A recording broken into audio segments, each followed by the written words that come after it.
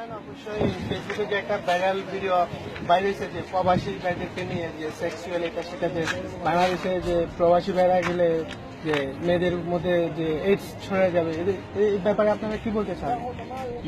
আসলে আমরা ভিডিওটা দেখছিলাম। আসলে ভিডিওটা যেটা বলতেছে মেয়েদের আসলে কমন সেন্স বলতে কোনো কিছুই নাই। এটা তো বেয়াদব নেই, ওদের একটা কমন সেন্স থাকে। আমরা এখানে কত কষ্ট করতেছি, এটা আমরা অনেক পরিশ্রম করতেছি। আমরা অ্যাকচুয়ালি দেশে যাই 2 বছর পরে, 1.5 বছর পরে, 3 বছর, অনেকে আছে 6 বছর 7 বছর দেশে যায় না। কার জন্য? ফ্যামিলির জন্য, আমাদের ভাই বোনদের জন্য। আমরা কার জন্য এখানে কাজকর্ম করছি? নিজের জন্য না। আমরা যদি নিজের জন্য কাজকর্ম করতাম তাহলে আমরা 2 দিন পরে দেশে যেতাম ছুটিতে, যাই এখানে আইস করতাম, টাকাগুলো রুজি করতাম। বা আমরা এখানেও পারি, যেমন 1 মাস রুজি করলাম, টাকাগুলো পেলাম, ফুর্তি করলাম, আমরা 1 মাস কোনো কাজই করলাম না। কিন্তু এখানে দেখা যাচ্ছে কি ওরা আমাদেরকে নিয়ে যে কথাগুলো বলছে, আমরা এখানে সেক্স করি, যেমন বলতেছে কি আসলে বিয়ে ব্যাপারে একটা ভালো পয়েন্ট বলছে যে একটা মেয়েকে বিয়ে করলে একটা মেয়ে আমাকে জানতে হবে, একটা মেয়েকে জানতে হবে। একটু ভালো কথা বলছে, যেখানে মেয়েকে আমরা জানতে পারতেছি না, মেয়েটা আমাকে জানতে পারতেছে না, সেটা একটা ভালো পয়েন্ট বলছে। তারপর তারা ভালো করে আমাদের দেখতে হবে যে আমরা এখানে কাজ জন্য এখানে আসছি, এখানে কাজ করার জন্য। তো ওরা এখানে এদিকগুলো দেখতেছে না। কিছু বলতে চাচ্ছেন এই ব্যাপারে?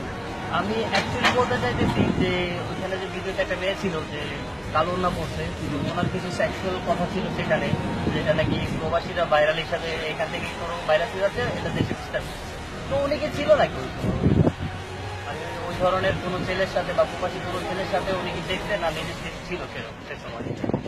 তো আসলে এই ধরনের কথাগুলো বললে শুধু শুধু প্রবাসীদেরকে এক ধরনের মানে ক্ষতিগ্রস্ত করতেছে। প্লাস ওরা যে সামনে যে প্রবাসীদেরকে দেশে যাবে, তাহলে ওরা মানুষের সাথে কথাবার্তা বলবে বা এই ধরনের, তখন এই জিনিসগুলো যখন মাথায় আসবে তখন তাদের একটা কেমন জানি একটা লজ্জাবোধ সৃষ্টি হবে। তো আমার মনে হয় এই ধরনের কথাবার্তা না বলে নিজে আগে ভালো হতে চেষ্টা করেন, দেখেন সামনে কি করে ভালো করা যায়। শুধু শুধু মানুষকে অপমান করাটা বা খারাপ করাটা এটা আমার মনে করেন না ভালো। কিছু বখাটে মেয়ে, বখাটে বলা যাবে না, তারা অবশ্যই কেমন মেয়ে সেটা আপনি আপনাদের মুখ থেকেই জানতে চাই। ওনারা আসলে কিন্তু আসলে খুব ভদ্র মেয়ে। যদি ভদ্র মেয়ে না হইতো তাহলে তাদের মুখে দিয়ে বাসাটা আসতো না। যেহেতু আমরা তাদেরকে খারাপ বলতে পারি না, যেহেতু আমরা পুরুষ, আমরা ওদেরকে কেন খারাপ বলবো?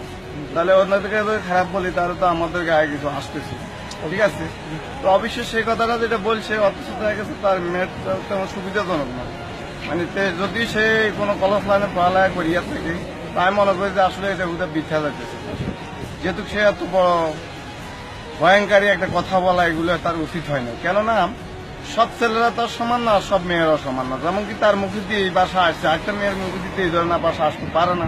তো হয়তো এইভাবে ছেলেরা তো হইতে পারে। তো সে যেটা বলছে এটাকে বাস্তব হইল, অবাস্তব হইল।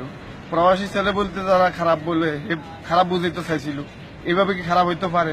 আর যেভাবে সেই কাছে গিয়া থাকার জন্য বলছে, এভাবে কি সবাই প্রতি, মানুষ বলতে মানুষের প্রতি মানুষের ভালোবাসা থাকে, সবার একটা আগ্রহ আছে ছেলে নিয়ে স্ত্রী নিয়ে ঘুরার জন্য, তারপরে এনজিও করার জন্য, বন্ধুর বাড়িতে যাওয়ার জন্য, বান্ধবীর সাথে ফিল্ডিং মারার জন্য, সবার একটু ইয়ে আছে, ঠিক আছে? তো আমরা কি কারণে বিদেশ করি?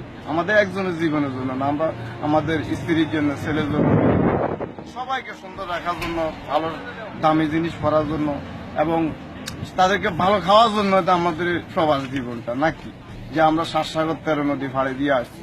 তাহলে একে আমাদের জীবনের জন্য আসে, আমরা সবাই অল ফ্যামিলির জীবনের জন্য আসছি, ঠিক আছে?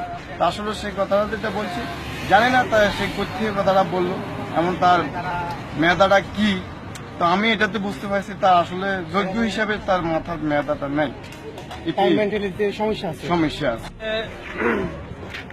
আজ প্রায় 10 দিন যাবত আমি ফেসবুকে বসি নাই, হঠাৎ করে অনেক গাড়াগাড়ির পর দেখলাম একটা ভাইরাল যে ছেলেদেরকে নিয়ে, প্রবাসীদেরকে নিয়ে।